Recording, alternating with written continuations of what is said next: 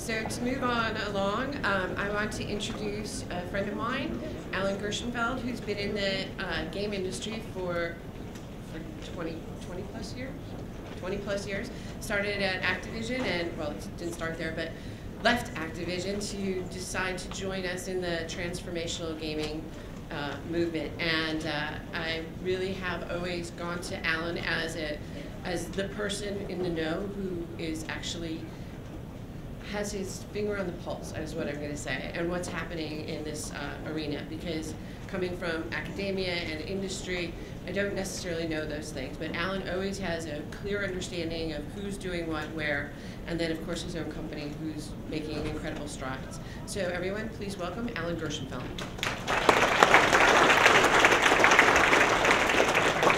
Thank you, Susan. I'm going to talk about publishing, which is not often a topic that's high on everybody's list when it comes to games for learning, health, and social impact. The short presentation is kind of in three parts.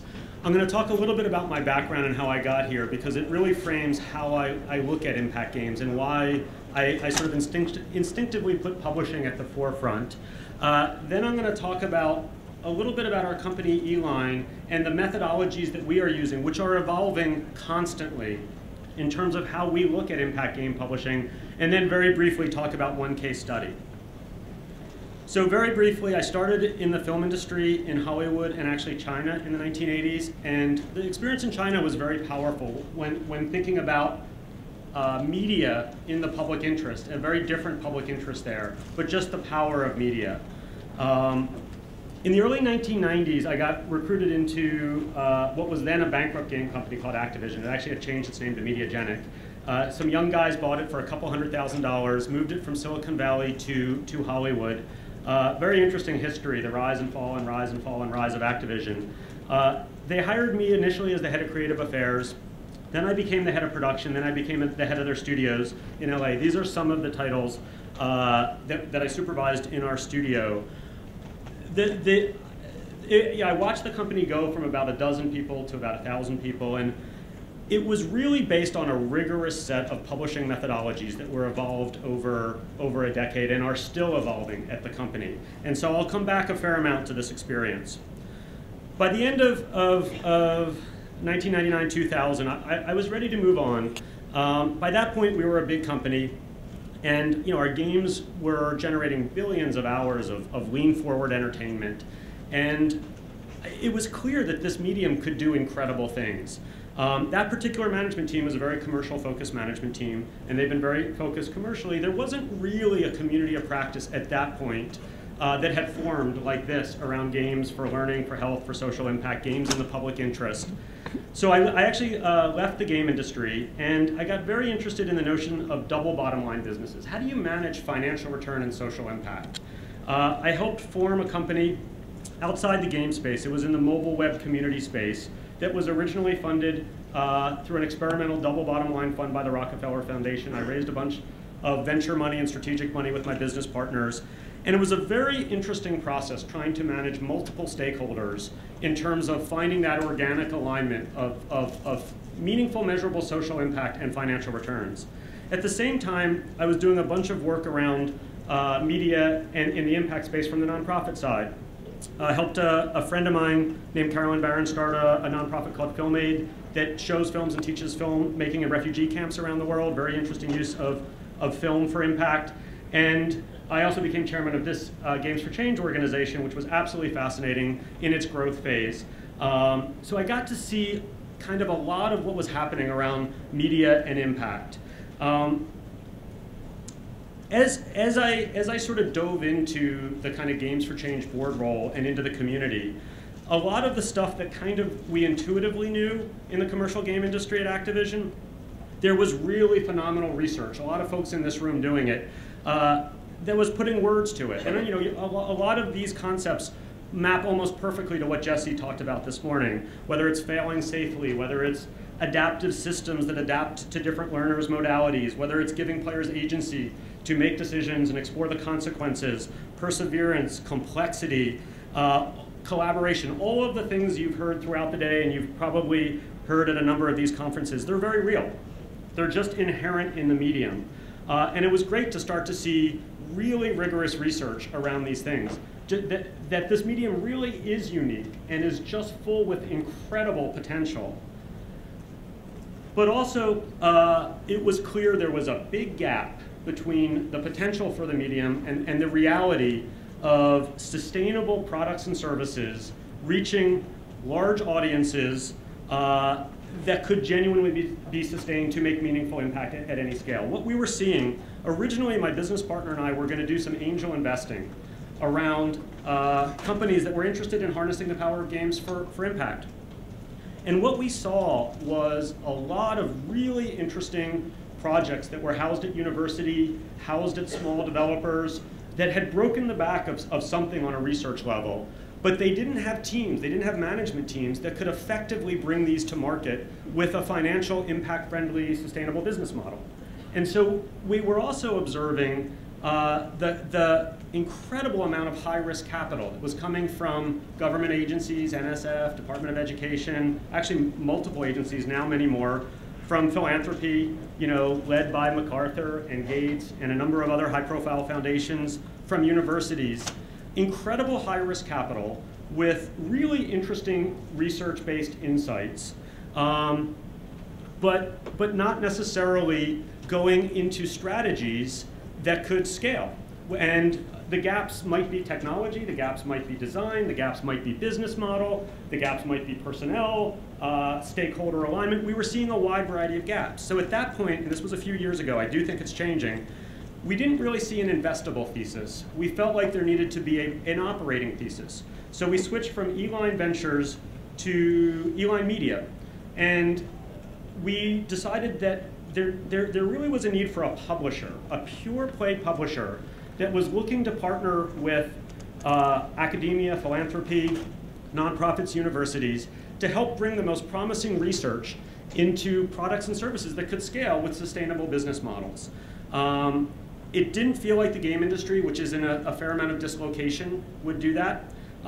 It didn't feel like the basal publishers, the big educational publishers, I think they have a desire to do that, but they're not really set up to do that right now. So there seemed to be the gap for these projects, and so that's why we started the company. Very briefly, we're still evolving. We're a young company. We're a self-finance company. Broadly speaking, we kind of have 4 different parts of the company. So our real passion is what we call pathways, where we tap into kids' natural interests, create a game-infused gateway to that interest, and then try to build a pathway from elementary school all the way up to college. And we've picked 3 interests: youth game design, youth entrepreneurship, and youth making things, personal fabrication. Then recently we've gotten more involved with the idea of taking core curriculum and building game-infused learning trajectories. And I use those words carefully because I don't think a game can take over an entire course, but I do think a game-infused learning trajectory can essentially replace a portion of a textbook or a textbook, and I think it can transform learning in the process. I think it can be more capital efficient and more effective over time, and I'll come back to that a little bit. And we also have a very interesting partnership with some groups, with a group here in the room, the Cook Inlet Tribal Council, a remarkable group in Alaska, looking at also game-infused learning, tapping into their incredible history, culture, and traditions. We also do some services. We've been debating, and we still debate whether we're going to expand this, because I do believe there's a big need in this ecosystem for publishing services, not just development services, but publishing services. So we're working on a number of projects, again, with folks in this room. We're working with Games for Change, with Ossie and Michelle on the Half the Sky project, both mobile games in Africa and India, as well as the emerging Facebook game, which is exciting, which is now starting. We're working with the USAID and NetHope team, which is also here, on a very interesting project fostering civic knowledge and engagement in Jordan, also using the Facebook platform. And we're working with some very interesting neuroscience researchers on how action games actually rewire the brain to help you learn to learn. Another really remarkable body of research with enormous potential for both real learning impact and commercial returns. We also do a number of what we call sector rising initiatives. We helped with the Joan Gans Cooney Center, ESA, AMD Foundation, and Microsoft birth the National STEM Video Game Challenge, which President Obama announced 2 years ago. We just finished our 2nd year. We're going into our 3rd year. We have some funding from the Gates Foundation and Knight Foundation to convene and run with the Joan Gantz Cooney Center a Games and Learning Publishing Council to study the economics of game-based learning. We're going to be publishing a number of case studies and a number of market maps of the purchasing of K-12 and consumer, which hopefully will be useful for a lot of folks in this room.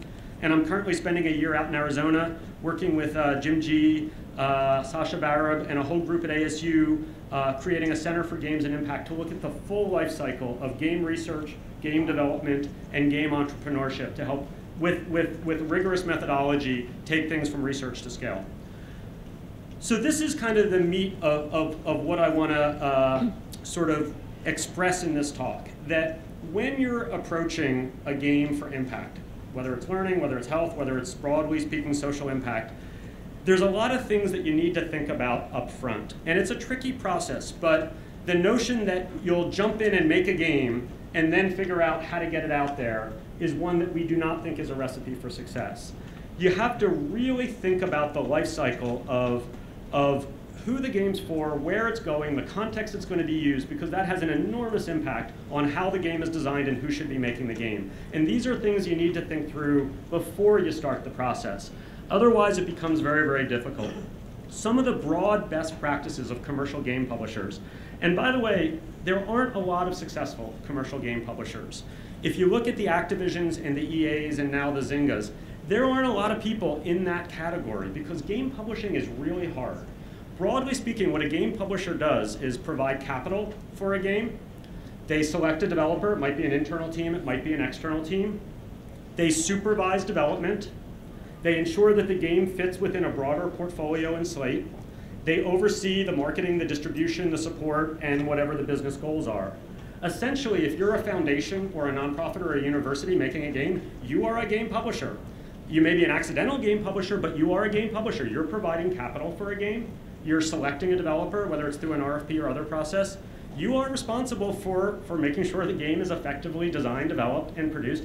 And you need to get it out there. Whether there's a sustainable business model or not, you need to make sure it gets out there and has impact.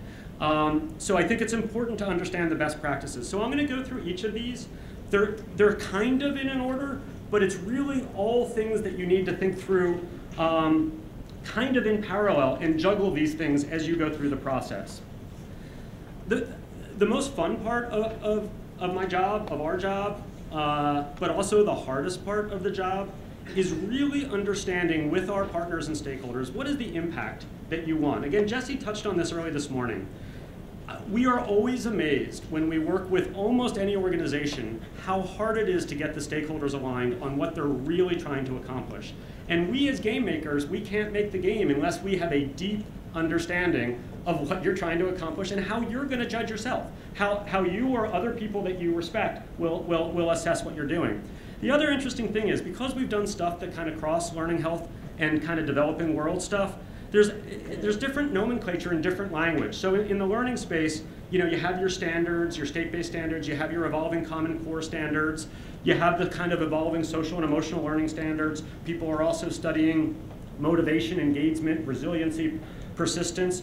So what are you judging? Are you judging the impact around external standards, which is perfectly valid? Are there things that you want to judge? Is it, if you're looking at motivation and engagement, how are you measuring that? What does that mean to you? What is being captured? You can't do everything when you make a game. You kind of have to pick what are you really trying to move the needle on. With health, we often see folks wanting to create behavior change, but be making games that are really about knowledge acquisition. So if you really want to do behavior change, are you doing a game-based service versus a game-based product? A game product you play and finish. It can be very effective if well designed for knowledge. If you really want to change behavior over time, that tends to be a game as a service. Maybe a Facebook game, maybe a virtual world, maybe some sort of gamification or game-infused experience. But it's very different, and it's important to really understand what you're trying to do there. And obviously, it's a whole nother level of standard if you're looking for clinical trials and sort of pharmaceutical reimbursement. Then there's more objective standards that you need to reach, defined by other groups. And when we work in the developing world, often really looking at inputs, outputs, outcomes. So how much is going into this in terms of dollars and human capital? What can we measure that's going out of it? But have we really, say, changed poverty in a region? Or have we changed civic engagement in a region? How are we looking at those outcomes versus just the specific outputs? And how does this compare to another intervention? You know, if you look at the cost per beneficiary, if you were to do a non-game-based intervention, is that more effective? How would we judge that? So again, there's not right or wrong here, but there's rigor that has to happen here, really to be able to effectively define a game. Audience is interesting too. Because games are interactive, lean-forward medium, I think you have to really understand both demographic and psychographic. So obviously understanding age, gender, literacy level, and geography, I mean, that's fairly intuitive, still very important, because there's all sorts of tricks. We still see all the time folks doing stuff that want to reach kind of the poorest communities in America or the bottom of the pyramid, but they're coming in with this high-end iPad app. I mean, it's amazing how often we see that. And we've done some really interesting stuff in some very remote areas where we've tested a number of devices. We've gone in with old feature phones that are already in the landscape, the old Java Brew phones. We've gone in with iPod non-connected, as well as iPad, as well as iOS, Android, Nintendo DS. It's been very interesting doing kind of rigorous, almost ethnographic studies of what happens if you are building on an existing device in the ecosystem or injecting a device. And when you inject a device, the game is often the tail. That device is the dog. It can transform a community. You have to look at how does that device actually transform the community in terms of what else is it doing? Is it going to get stolen? Who gets to use it? How does it change the social dynamics when you inject a powerful device in a community? How do you power it up? What happens if it breaks? How does that become sustainable? So, I mean, again, real work that needs to be done. Psychographic is interesting. Because there are so many gamers everywhere, from the most remote mobile gamers to kids in this country, kids have different gaming literacies. And so when we do stuff that is game-based, we have to be prepared that some kids and some adults are game savvy and others aren't. So what does that mean? And so we spend a lot of time with the product I'll talk about briefly at the end, taking the more game literate folks and have them become mentors in the community, which helps with self-efficacy and all sorts of things. But the psychographics are important. What are the affinity groups? Something like World of Warcraft, I mean, talk about a psychographic. It's hard to map that to a specific demographic. It has such a diverse global reach with so many different ages and gender and interests. So it's really an interesting psychographic. Context is also critical. If you are designing an experience for a classroom, a traditional classroom environment, it is obviously very different than a consumer environment. And folks often just they work at the 10,000-foot level. It's a game. Kids will like it. But what we found with classes is, we found an incredibly engaged group of teachers that want to adopt game-based learning. But frankly, most of the products we see are tweeners. And in fact, the deeper they get in the gaming experience, the more difficult it is for the teacher to adopt.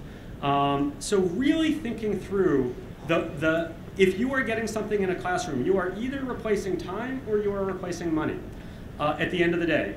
And you have to earn that right to replace time or money. And if you want to be sustainable, ultimately, we as an ecosystem are going to have to replace money at some point. Right now, most games are kind of these deep, immersive experiences that are in this sort of supplemental zone. They're not quite fun enough to really make a dent in the consumer space. And I'm obviously speaking in generalities. There are exceptions to all of these rules. But broadly speaking, most of the impact games are not competing effectively in the consumer space. And they're not really replacing something significant in the classroom in general. I mean, ultimately, textbooks, paper-based textbooks are going to have to go away, almost by law in many states. There's going to be a transition to digital-infused curriculums, which will be more flexible, more modular, more capital efficient, more adapted to local communities. So I do believe there's an opportunity for our sector to take all the advantages of what we're talking about in terms of games and not have a game replace a textbook, but perhaps have a game-infused learning trajectory replace a capital purchase or replace time. In the unmoderated space, even there, really thinking about, is this something the youth finds? Is this something the parent finds?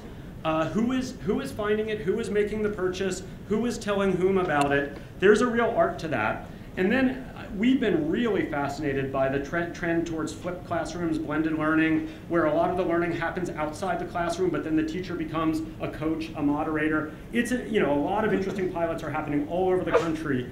Game-infused learning can fit really well into that ecosystem.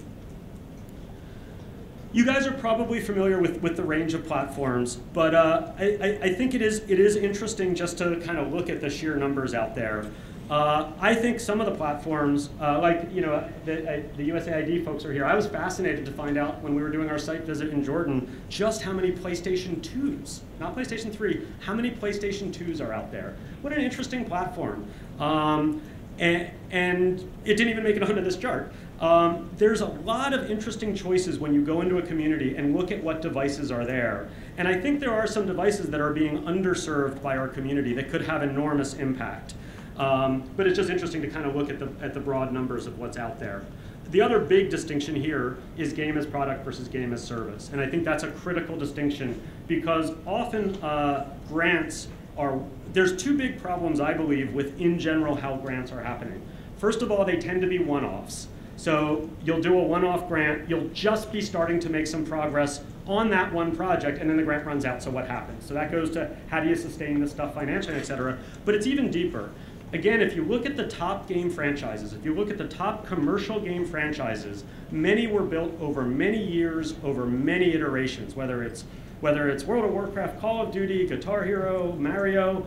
These things were built over many years. You get better at the technology, you get better at the game design and gameplay loops, you get teams that know how to work together, you get better at the marketing and distribution. So I believe the most successful philanthropic game projects are going to be ones that take more of a portfolio strategy and have stage-based financing with rigorous greenlight filters, find teams that start to work really well together, know when to put more wind behind those sails and know when to shoot other ones in the head because they're just not working. That's a rigor that I'm not seeing. And also working with platform and genre expertise can greatly reduce risk. I'll actually get to that in a second. So this is where everybody likes to jump in, the game design. Let's talk about what the game could be. We could do this, that would be really cool, and that could meet the impact goal. Yes, you want to find the organic alignment between what makes it fun and where the learning is. So it's more playing basketball versus working in the gym, whatever metaphor you want to use. But the critical thing that I would want, if you're going to take away one thing, is that the game design needs to be informed by your impact goals, your audience, demographic and psychographic, the context of use, and the platform. That is going to help define the impact goal, because it's very possible the deepest problem you have is how the teacher will implement in the classroom, not whether it's fun or not. So you have to think about all of those things. And you have to think about on how many levels you're going to innovate. We used to do postmortems after every project. What do we do right? What do we do wrong? How could we do it better?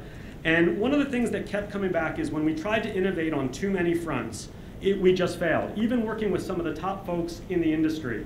So often we would look at a genre or a platform and say, how can we make one meaningful step here, rather than how can we come up with a new intellectual property and come up with a new game design mechanic and a new genre on a new platform. That said, again, in a portfolio, maybe 10, 20%, you can sort of do some blue sky. Let's think out of the box and do it. But if your whole portfolio is that, you have a very dangerous risk profile. The development part is really challenging. In general, projects have a lead game designer, a lead technologist, a lead artist, a lead producer, and that could be one person on an iOS game, that could be 800 people on Call of Duty. But fundamentally, at the end of the day, somebody kind of owns the budget and schedule, somebody owns the creative design, somebody owns the technology. And having folks that have platform and genre expertise in those roles will dramatically reduce your risk of implementation. And building on a proven technology stack will dramatically reduce your risk of implementation, which isn't to say every project needs to be that in 10 minutes, okay. Then comes the troubleshooting, and this is a big question. I see this as a gap in the ecosystem. So if you have a team that is running into trouble, what is your plan? If they're missing milestones, if they're struggling, if something is going wrong, what is your plan? You're going to have a plan. And frankly, we're going to need more people from that have experience with rigorous creative production, whether it's games or similar media, that are going to have to be, I think, in this ecosystem to help troubleshoot. So then the question of discoverability. Specifically, I want to touch on schools, because when a project that we took over that the MacArthur Foundation had funded around youth game design, a number of you may be familiar with it, GameStar Mechanic. When the original developer went out of business and we had sort of taken it over, we had a choice of going the consumer route or the educational route. And even though our background was primarily consumer, we decided to go education. And this was the feedback we got. You'll never penetrate education. Maybe 5, 6 schools. This is what it's like. It's a big stone block. We're much more optimistic. We see a lot of cracks in that stone block. The internet has changed every business. It will change education. It is changing education just a little bit slower. So the internet disintermediated the commercial game business. It used to be in the 90s, Activision, EA, Microsoft, Sony, Nintendo kind of had a lock on retail. If you wanted to get into Walmart or Best Buy, you had to go through one of the big game publishers. But then the internet comes along and you can go directly to consumers, whether on Facebook or directly over the web. So suddenly you have social or on the phone. Suddenly you have this phenomenal social mobile casual business, and you have companies like Zynga that are worth more than most of the original game publishers. So the internet has enabled you to go directly to teachers. Teachers have largely been disconnected from choosing what they're teaching in the classroom. I mean, they do a Herculean job pulling stuff in, but now you can go directly to teachers. But it's even more than that. You're getting new school models, as I mentioned, blended flipped class, charter schools. You're getting a new generation of teachers who are digitally savvy. There's all of these interesting trends, distance learning, hybrid learning. I think Jeremy from Florida Virtual Schools here, remarkable what they've accomplished. These are all enabling trends to sort of transform how things are selected in the classroom. I could do a whole talk on impact-friendly business models, because this is really fascinating and really hard. But broadly speaking, this is sort of a trend that we have learned, and other people may disagree. But first of all, obviously you got to get the stakeholders aligned on what is the balance between financial return and impact that you want. That's absolutely critical. And I've made the mistake on the other side where I've gone into projects where folks were not aligned, and it became very difficult operationally. And then you kind of have to find what is the organic model that can generate revenue and generate impact. The whole microtransaction model is very tricky when it comes to impact, because if you're gating people's advancement based on paying, it suddenly can become very impact unfriendly. Just as a parent, as an 11 and a 13-year-old, I think understanding subscription models versus microtransaction models and what's comfortable for parents, what's comfortable for kids, these are complex issues that need to be debated. The little XY grids I have here, we have found that in some ways it's easier to optimize for social impact and then filter for sustainable models, or optimize for financial returns and have impact gates, rather than trying to maximize both. You'd think you'd want to be in the top right of that quadrant. It's actually really, really hard to actually try to do both at the same time. We have found that if we optimize, if we're looking for market-based financial returns, but with a social impact that all the stakeholders agree on, over time our impact will increase, and we'll move over to the right. If we optimize for social impact, but with a sustainable model that we all agree on, we find over time the revenue will go up and will inch up. But we know what we're optimizing for. That's just something we seem to have discovered. So as a very brief case study, because I think I only have a few minutes, when we took GameStar out, what we decided was we heard from a bunch of teachers that the version that we had taken over, which was beautifully designed, amazing learning science, but it was not finished. There were some technology issues. We had to rework the technology. It was kind of designed for the consumer space with a consumer business model, but we felt like this could be a curriculum around systems thinking, 21st century skills, and motivation for STEM. So we spent a year and quite a bit of money out of our own pockets to basically refactor it as a platform that, I won't go into all the pedagogy, but scaffolded kids around how to think like a designer. We used the great game design tools that had been built. We built a community where kids could publish reviews, learn how to be a member of the community, do reviews. We worked with the Institute of Play to take the curriculum and make it very chunkable so that teachers could adapt it to multiple learning environments, whether they're in the computer lab or core classroom. And we worked a lot on really interesting assessment. We used things like heat maps so kids can iterate on their games, and a number of other assessment vehicles. Behind this, we did a lot of professional development. We created mentorship pathways for kids. We created teacher communities. And it's interesting, with no sales, no marketing, we're a small company. We're over 3,000 schools have adopted the platform. I think we're up to about 250,000 kids who've gone through it, and their games have been played over 5 million times. And we're just now beginning to optimize the platform. We are studying with great rigor a bunch of data. I mean, games are amazing in terms of the data. Again, I think Jesse touched on that this morning as well. So we're not only are we studying motivation and engagement. If kids find this at home, especially in underserved communities, do they use this out of school, even if they don't have a computer? It's all web-based, so do they go to a library or a Boys and Girls Club? What are they doing in the platform? Are they playing games? Are they making games? Are they sharing games? We're really trying to understand how to maximize motivation, engagement, and relevancy, as well as the core systems thinking and STEM skills by understanding the data, and also making as much of this data available to the kids as possible. Kids will rise to amazing challenges, especially if they're interested. So when kids see the data, they often want to optimize the data themselves, and if that's mapped to learning goals, that's really, really powerful. But we're also studying the economics of it. So we study how much does it cost for to find a customer to adopt it, and what is the lifetime value of that customer. And we're going to move into the distance learning space. We actually just launched a distance learning course this week with Florida Virtual Schools, and into the consumer space, but not until we really understand a lot of the questions that I outlined throughout this presentation, and ultimately really understanding how can we maximize the impact we want in the right context and have impact-friendly business model that us and our partners believe in, so that we can continue to innovate, so money can go back into our research partners, so we can create this virtual loop and build a portfolio around this. So I think I'm out of time. I'll stop there, but that's a sort of brief overview of a publishing model for impact games. Thanks.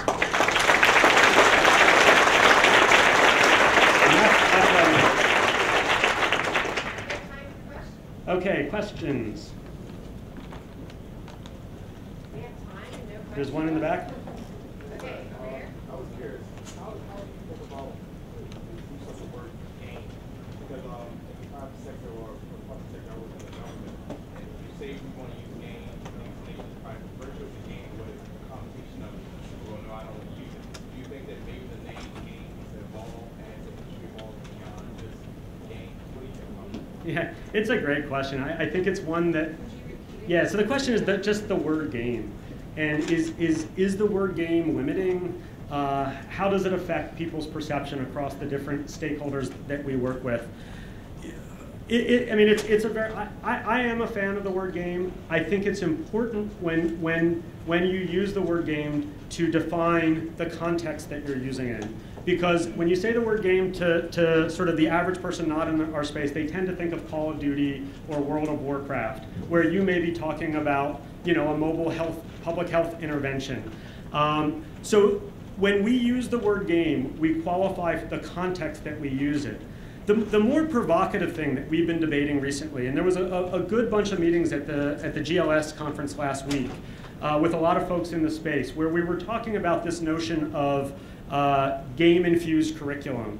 And what I think is interesting about that is the game doesn't have to carry the load of the curriculum, but a game can set up a lesson, you can take on an identity and a role, a game can create the challenge and reward structure, a game can do the assessment, can be an embedded assessment, but there's a lot of other things that happen in the curriculum, traditional teaching, video modules, all sorts of other things. So I actually think there is an evolving nomenclature, you might call it gamification, you might call it game-infused, that I think is, again, important to qualify so that everyone's on the same page. It's a tough question. Yeah, can you talk a little bit about the Center for Games for Impact and where that's going and how it's developing and what you're doing in terms of partnerships? Sure. So it's at Arizona State University. A guy named James Paul G, who, if you haven't read his stuff, I definitely recommend you reading it. In many ways, he's sort of the grandfather of the game-based learning space. He's out there and a guy named Sasha Barab who runs the Quest Atlantis, now called Atlantis Remix platform. So there was a real interesting center of gravity around game-based learning and mapping it to learning science. Sitting above that, Michael Crow, who's the president of Arizona State University, is a very interesting guy. I actually hadn't known what he was doing until Jim and we had Gates and MacArthur funding to work with Jim and Sasha. So we were spending a bunch of time out there. And Michael Crow's vision, and I'm sure I'm not going to do it justice, is that he really wants the research at ASU to not just result in a paper. Papers are important, sometimes research is critical in paper, but he actually wants it to get translated into real world impact that affects folks. And since it's one of the largest state universities in the country, he wants to make learning accessible to many more people. Two goals that we have. So we put a proposal into him to say that there's a lot of stuff happening in the game-based learning space, in the games for health space, in the game for social impact space. But as this talk, sort of the center of this talk, we weren't seeing it getting out there and making impact at scale. This is really hard. There should be an academic center that studies it, that brings the best researchers, the best practitioners, engineers, developers, coders, but also social entrepreneurs that can figure out how to get it out there and have them work together in terms of methodologies, best practices, case studies, exemplars, and share that with everybody. We're also going to create a Games for Impact degree program and a number of convenings and things like that. So it's officially going to open in the fall. But if you're interested, come find me because we're still forming the bureau. Actually, Sierra's here. If you want to raise your hand, Sierra from the center is here. So if you have interest in the center, you can find Sierra afterwards. Okay, we have time for one more question. Okay. Really interested in the work that you're doing and following it, but it seems to be really focused on partnerships with game makers. Do you have a room or space in there for educators who are actually working with sandbox type environment, virtual world, Minecraft, and are designing the same kinds of learning environments in a non-commercial way? How are we going to hold in what we're learning from the classroom as being part of the future? Yeah, it's a great question. I mean, certainly everything we do, we spend a lot of time working with a network of teachers, whether it's a for-profit project or purely a philanthropic project. Interestingly, the center at ASU is part of Teachers College, and that was intentional. It's 3,000 pre-service teachers come through there. So we think a lot about the role of the teacher. For the National STEM Video Game Challenge, we added a teacher category last year because we saw teachers doing such amazing things with games. We wanted to celebrate their work. So we do think a lot about it. And offline we can talk about sort of how to get, how we work with teachers. Because ultimately the center of everything we do when we do in the school is actually teacher-based. So, I mean, there's a lot of answers to that. But at the core, we would never attempt to do a game-infused learning curriculum without working very closely with teachers every step of the way.